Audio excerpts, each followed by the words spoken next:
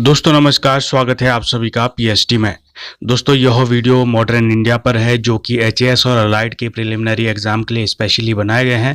यह इस सीरीज का दूसरा वीडियो है। अगर पहला वीडियो नहीं देखा है तो लिंक डिस्क्रिप्शन में दिया गया है। बाकी आप पीएसटी के टेलीग्राम ग्रुप से भी जुड़ सकते हैं, लिंक डिस्क्रिप्शन में है। जो स्क्रीन में नंबर आ रहा है मैसेज कर देना। तो चलिए शुरू करते हैं। निम्नलिखित में से कौन सा विकल्प सही नहीं है? एक तरफ दोस्तों विद्रोह दिए गए हैं, दूसरी तरफ नेतृत्वकर्ता दिए गए हैं, जो लीडर है उनके।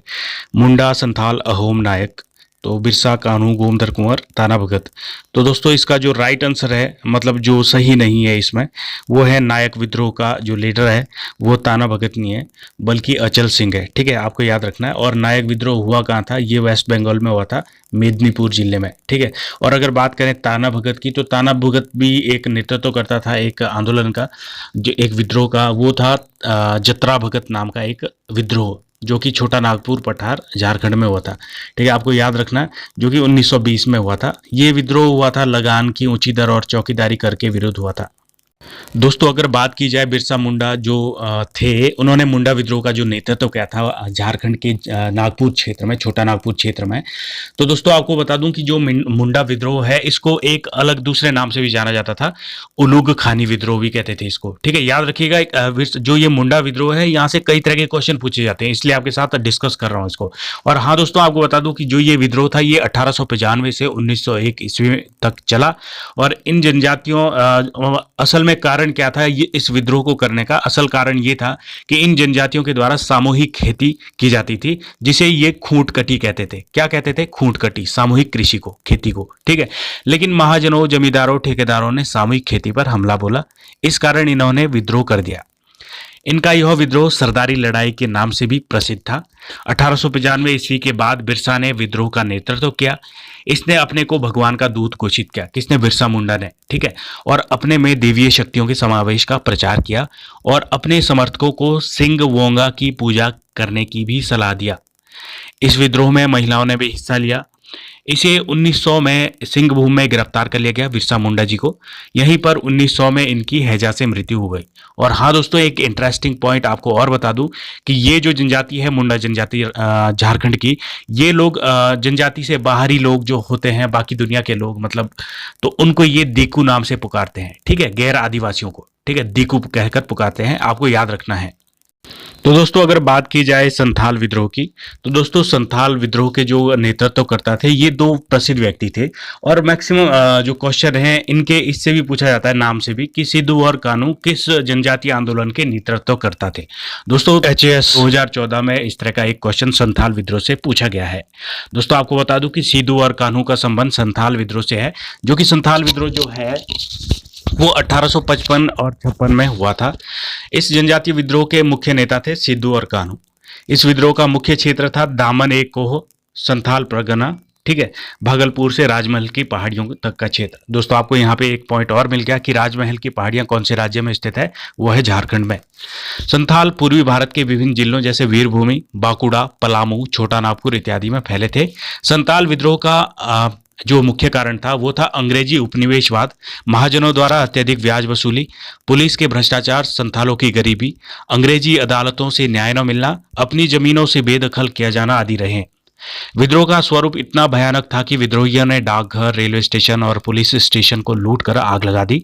अगस्त 1855 में सिद्धू और फरवरी 1856 में कान्हू को गिरफ्तार कर लिया गया। और ब्रिटिश सरकार ने एक बड़ी सैन्य कार्रवाई के बाद 1856 में भागलपुर के कमिश्नर ब्राउन और मेजर जनरल लॉयड के नेतृत्व में इस विद्रोह को क्रूरतापूर्वक दबा दिया।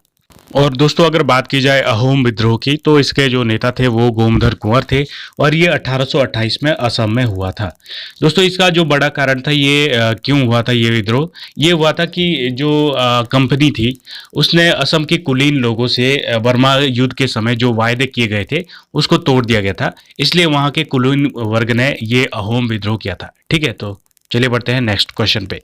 निम्नलिखित में से कौन सा एक व्यक्ति कूका आंदोलन से संबंधित नहीं था? राम सिंह, भगत जवाहर मल, बालक सिंह या फिर कंपाराम सिंह?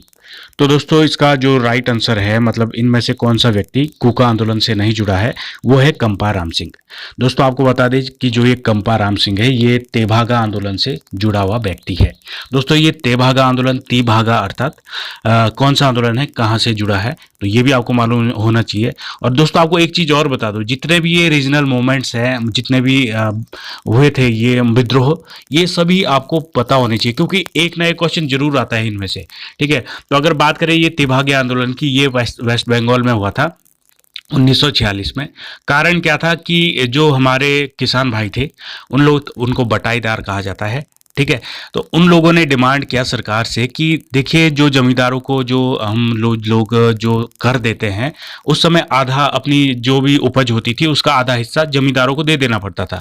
तो उन्होंने बोला कि देखिए ऐसा हम नहीं कर सकते, क्योंकि हमें कुछ बचता नहीं है, सो 1/3 भाग हम जमींदारों को दे सकते हैं, और अपनी डिमांड रखी। तो बाद में जाके 1950 में कांग्रेस सरकार ने वर्गाधार विधेयक पारित करके इन आंदोलनकारियों की मांग को पूरा किया था। कंपा राम सिंह और भवन सिंह इसके प्रमुख नेता थे तेभागा आंदोलन के। और अगर अब बात की जाए कूका आंदोलन की, दोस्तों कूका आंदोलन आपका वहाँ पे पंजाब में प्रचलित था। ये 19वीं सदी में, मतलब 1840 में स्टार्ट किया गया था। वैसे तो इससे जो ये जुड़े व्यक्ति राम सिंह, भगत जवाहर मल, बालक सिंह, तीनों की अलग अलग भूमिकाएं हैं। अगर बात करें कि संगठित किसने किया था, संगठित किया था गुरु राम सिंह ने। और अगर बात करें कि स्टार्टिंग में इसके लीडर कौन थे, तो लीडर थे भगत जवाहर मल। इनको जाना जाता था सैन साहब भगत जवाहर मल।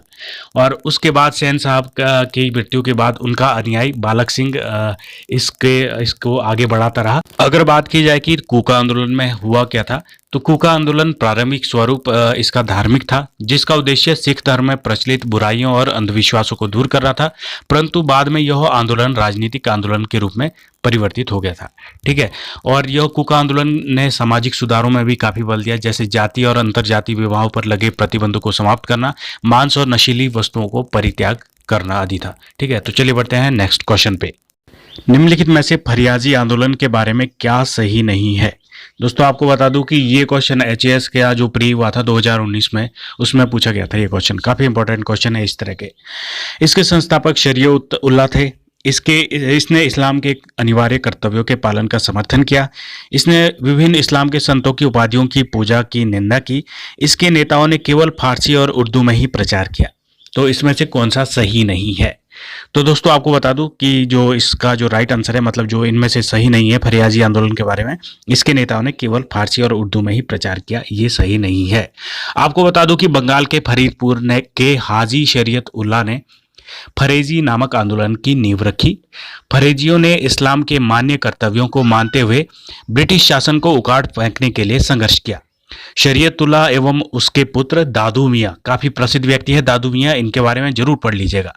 इन्होंने जमींदारों के शोषण के खिलाफ किसानों एवं जोतदारों को संगठित करने का प्रयास किया। फरेजी आंदोलन जो है वो 1838 से 1857 तक चलता रहा। और हाँ दोस्तों, बाद में ये जो आंदोलन था फरेजी आंदोलन, ये भी वहाबी आंदोलन से जुड़ गया। वहाबी आंदोलन के बारे में थोड़ा सा आप भी रिसर्च कीजिए, बाकी मैं आपको अगले वीडियो में जरूर बताऊंगा। तो चलिए बढ़ते हैं नेक्स्ट क्वेश्चन पे। सती प्रथा को दंडनीय अपराध कब घोषित किया गया था? 1727, 1729, 1829 या फिर 1834? तो दोस्तों इसका जो राइट आंसर है वो है ऑप्शन 1829। दोस्तों आपको बता दूं कि जो सती प्रथा का जो अंत हुआ, ये ब्रह्म समाज के जो संस्थापक थे राजा राम मोहन राय जी, इनके सफलतम प्रयासों के द्वारा इसको दंडनीय अपराध घोषित किया गया 1829 में। उस समय भारत के जो गवर्नर जनरल थे वो थे लॉर्ड विलियम बेंटिक, है ना। उनके कार्यकाल में नियम 17 के तहत सती प्रथा को अंत कर दिया इसका, और इसको दंडनीय अपराध भी घोषित किया गया। तो चलिए बढ़ते हैं नेक्स्ट क्वेश्चन पे। किस भारतीय व्यक्ति को भारत का मार्टिन लूथर कहा जाता है? लाला लाजपत राय, स्वामी दयानंद सरस्वती, राजा राम मोहन राय या फिर देवेंद्र नाथ टैगोर? तो दोस्तों आपको बता दें इसका जो राइट आंसर है वो है स्वामी दयानंद सरस्वती। दोस्तों आपको बता दें कि स्वामी दयानंद सरस्वती वही व्यक्ति है जिन्होंने आर्य समाज की स्थापना की थी 1875 में बंबई में। ठीक है। और हाँ दोस्तों, आपको बता दें कि जो लाला लाजपत राय थे ये भी आर्य समाज से जुड़े हुए व्यक्ति थे। और अगर बात की जाए राजा राम मोहन राय जी की, तो इन्होंने 1828 में ब्रह्म समाज की स्थापना की थी और साथ ही साथ सती प्रथा का भी अंत इन्होंने करवाया था।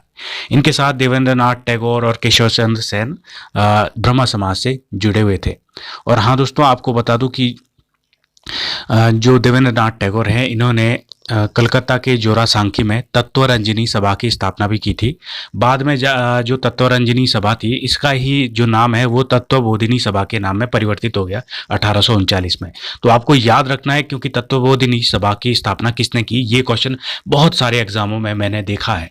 तत्वबोधिनी सभा की स्थापना देवेंद्रनाथ टैगोर ने की थी 1843 में, ठीक है, 1839 में सॉरी। और 1843 में देवेंद्रनाथ टैगोर ने ब्रह्म समाज की सदस्यता ग्रहण कर ली। दोस्तों, आज के वीडियो में इतने ही क्वेश्चन सेलेक्ट किए जा रहे हैं, क्योंकि वीडियो ज़्यादा लंबे समय का बन रहा है। तो कैसा लगा वीडियो आपको कमेंट जरूर करना, बाकी शेयर भी करना। और ये सीरीज कंटिन्यू चलते रहेगी मिशन अलाइड प्री 2021 के लिए।